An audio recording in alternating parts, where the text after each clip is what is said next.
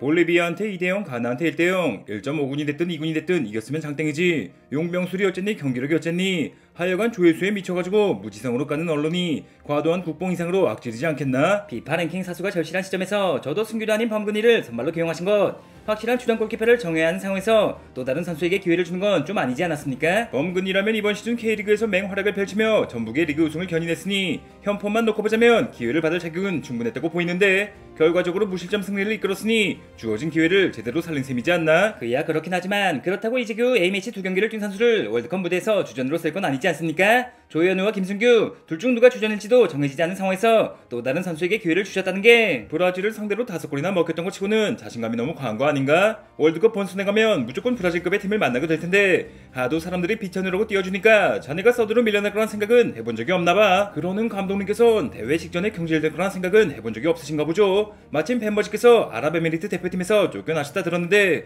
다시 한국 대표팀으로 모셔온다면 이렇다 할 적응기도 필요 없이 월드컵 무대를 소화할 수 있지 않겠습니까? 벤투가 아랍에미리트에서 경질된 건 월드컵 본선 진출에 실패했기 때문이란 거 알지? 반면이나 홍명보는 월드컵 3차 예선 10경기를 무패로 장식하며 대표팀 사상 최초 2포트로 본선에 진출했는데 정말 클럽급의 감독을 데려올 수 있다면 몰라도 날 자르고 벤투는 좀 아니지 않겠나? 다른 건 몰라도 손흥민 하름법 하나만큼은 그래도 벤투 감독님이 더 뛰어나지 않을까요? 물론 대한민국 대표팀의 자기 에이스야 무조건 저 이강인이 되겠지만 최소한 이번 월드컵까지 슈퍼스타 손흥민의 활약이 절실한데 흥민이 형께서 직접 체력적인 문제가 없다고 밝혔음에도 어째서 빠른 시간에 교체를 하고 있는 거죠? 전술적인 변화를 포함해 다양한 시도가 필요한 상황에서 손흥민이라고 무조건 풀타임 출전을 보장하는 게 오히려 더 틀에 박힌 사고지 않겠나? 우리보다 훨씬 더 강한 전력에 대체자가 없는 것도 아닌 포르투갈 대표팀에선 40살의 호날두에게 여전히 80분 이상의 출전 시간을 주고 있다는 거 아시죠? 물론 얼마 전 팔꿈치로 상대 선수를 가격하며 스스로 필드를 떠나긴 했지만 필드에 있는 것만으로도 존재감 자체가 다르다는 걸 알기에 여전히 포르투갈의 호날두가 아닌 호날두의 포르투갈을 고집하는 거라 생각하며 나 역시 월드컵 본선에 가면 승패를 확정짓고 체력적인 안배가 필요하지 않는 한 설마니 흥민이를 벤치에 둘 리가 있겠어? 그저 지금은 다른 선수들의 경쟁력 향상을 위해 다른 선수 경쟁력 살리겠다고 에이스의 경쟁력을 떨어뜨리는 건 좀 아니지 않겠습니까? 원톱으로 썼다가 윙으로 썼다가 물론 흥민이 형의 존재로 인해 다양한 포지션의 경쟁력이 올라가는 건 인정하지만 어떻게 하면 손흥민의 능력을 제대로 활용할지 어느 자리에 두는 게 베스트일지는 이미 정할 때가 지나도 한참 지났다고 보이는걸요. 스트라이커가 부진하면 스트라이커로 윙어가 부진하면 윙어로 멀티성이 좋은 선수를 다양하게 활용하는 건 감독으로서 기본 중에 기본이지 않겠나? 흥민이 형이 아무리 탈아시아급 선수라지만 어디까지나 신이 아닌 사람이고 2명이 아닌 1명의 선수. 적지 않은 나이에 경기력을 유지하려면 선호하는 자리에서 오랜 시간 뛸 필요가 있죠. 구체적인 전술 지시도 없이 너는 남들보다 실력이 좋으니까 알아서 뛰어라. 너는 어느 자리에서든 제 몫을 다하는 선수니까 어제는 저기에서 오늘은 여기서 뛰어라. 최고로 날카로운 창을 아무렇게나 쓰면서 최고의 성적을 기대하고 있으니 사상 첫 2포트 본선 진출에 성공해도 기대보단 걱정과 우려가 나오는 거 아니겠습니까?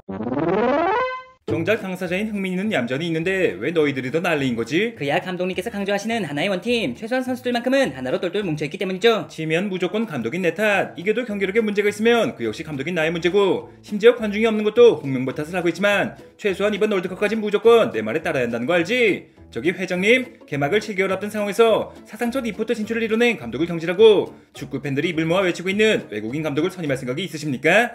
검은머리 외국인이었다가 이제 너엿한 대한민국 대표가 된 옌스 카스트 로프 반동이었나? 아무튼 그 친구처럼 한국 대표팀에 발을 들이려거든 최소한 국적은 나 정몽규와 마찬가지로 무조건 한국 사람이어야지. 선수야 애초에 국적이 다르면 출전 자체가 불가하지만 감독은 얼마든 외국인을 선임할 수 있지 않습니까? 실력 좋고 직장 없는 감독이라면 300일도 안 되는 기간에도 충분한 전력 상승이 가능할 거라 생각하며 실력 좋은 감독을 데려오려면 실력에 걸맞은 돈이 필요하겠지? 황희찬 자네의 주급이 1억 5천 남짓이라 들었는데 자네가 한 100주치 주급만 기부해 준다면 진짜 클럽이라도 데려와 주겠으며. 감독을 선임하고 연봉을 지급하는 건 축구협회에서 할 일이지 선수들이 분담할 일이 아니지 않습니까? 그럼 뭐 전복죽이 됐든 볶음밥이 됐든 20억짜리 명보를 계속 써야지. 회장인 내가 사비를 털어 사비급의 감독을 데려올 필요가 있나? 월드컵 본선 진출 그것도 2포트로 이 정도면 20억 쓰고 최고의 성과라고 보이는데? 물론 11회 연속 본선 진출 그것만으로도 위대한 업적이지만 본선에서 뛰어난 성적을 거두지 못하면 감독님과 선수들은 물론이고 회장님께서도 비난을 피할 수 없을 겁니다. 협회에 돈이 없어서 외국의 명장을 데려오지 못했지만 월드컵이란 무대 자체에 있어 내가 더 이상 할 수 있는 게 뭐가 있다고 나까지 비난을 받아야 하지? 막말로 25인 엔트리에 날 발탁시켜 딱 1분이라도 뛰게 해준다면 모를까 VIP석에서 구경하는 게 전부인 나를 왜 이렇게 못 잡아먹어서 안달인 걸까? 잡아먹을지 못 잡아먹을지는 본선 무대 결과가 나와봐야겠죠. 아무튼 사실상 말이 좋아 이포트지. 참가국이 늘어난 덕분에 가능했으며 12개 조로 늘어난 만큼 조별 예선을 통과해도 32강부터 치러야 하지 않습니까? 어찌됐든 1포트 국가를 제외하면 비파 랭킹만 놓고 봐도 우리보다 약한 두 팀이 같은 조에 편성될 거란 말이지. 조 2위만 해도 다이렉트로 32강 진출, 행여나 조 3위를 해도 상위 8개국은 32강에 올라가니 토너먼트 진출까진 전혀 문제가 없지 않겠나? 피파 랭킹이 강팀과 약팀을 가리는 지표긴 하지만 3포트 중에도 무려 유럽 예선을 1위로 통과한 괴물같은 나라들이 있다는 거 아시죠? C조 1위 스코틀랜드, H조 1위 오스트리아, 마지막으로 괴물 스트라이커 홀란드가 버티고 있는 I조 1위 노르웨이까지. 거기다가 조 추첨 시점까지 예선이 끝나지 않는 자리가 6자리나 되며 그중 유럽 플레이오프가 4자리라는 거 아시죠? 만약 이탈리아, 덴마크, 튀르키예 같은 유럽의 강호들이 플레이오프를 통과한다면 이 팀들이 죄다 4포트에 배정되는 기형적인 조 추첨을 진행할 텐데, 그럼 결국 1포트는 물론이고 3, 4포트까지 무시할 수 없는 상황. 월드컵은 애초에 호락호락한 무대가 아니라지만 결국 또 운에 맡겨야 하는 상황이 발생하지 않겠습니까? 그건 우리 한국뿐 아니라 모든 2포트 나라가 마찬가지 아닌가?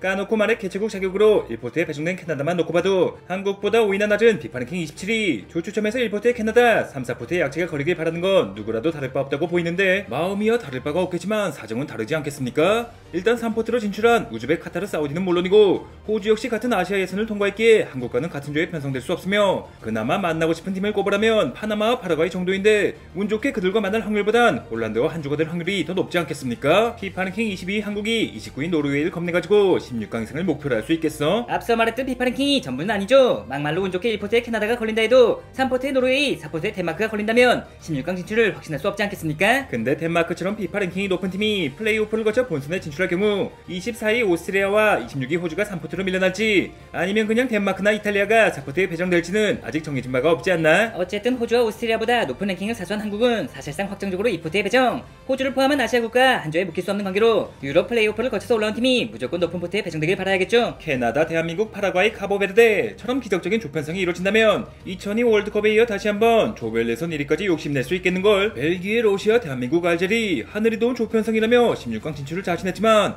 1승도 못해보고 탈락한 브라질 월드컵, 당시 감독이 누구였더라? 하긴 뭐 캐나다 역시 무시할 수 없는 전력을 갖추고 있으며 개최국 버프까지 없지 않을 테니 사실상 누구와 만나든 간에 조 2위 진출이 현실적인 목표를 할 수 있군. 48개 나라 중 32개 나라가 살아남으니 조 3위로 처참한 성적이 아니라면 토너먼트에 진출할 수 있겠지만 32강을 넘어 16강 이상을 목표로 하려면 3위보단 2위로 올라가야 강팀을 피할 가능성이 높아지겠죠. 2위로 32강에 진출해도 운이 없으면 다른 조 1위와 붙을 수 있지 않던가? 어느 조에 편성되는가에 따라 유력한 우승보를 피할 수는 있겠지만 그때부턴 언제 떨어져도 이상할 게 없을 거라 보이는데, 조별 예선만 통과해도 체면 치레는 하겠지만 한 경기라도 더 많이, 그래도 명색이 손흥민의 마지막 월드컵인데 꼴랑 3-4경기만 치르고 돌아올 순 없죠. 이제 와서 감독을 바꿀 수도 없고 여전히 경기력엔 물음표가 달려있지만 대회까지 부상을 비롯한 컨디션 관리에 집중한다면 혹시 또 모르지 않겠습니까? 러시아 월드컵의 크로아티아, 카타르 월드컵의 모로코에 이어 북중미 월드컵 이변의 주인공이 되어보고자 하는데, 구독자 여러분께서 예상하시는 대한민국 축구대표팀의 최종 성적은 몇 등입니까?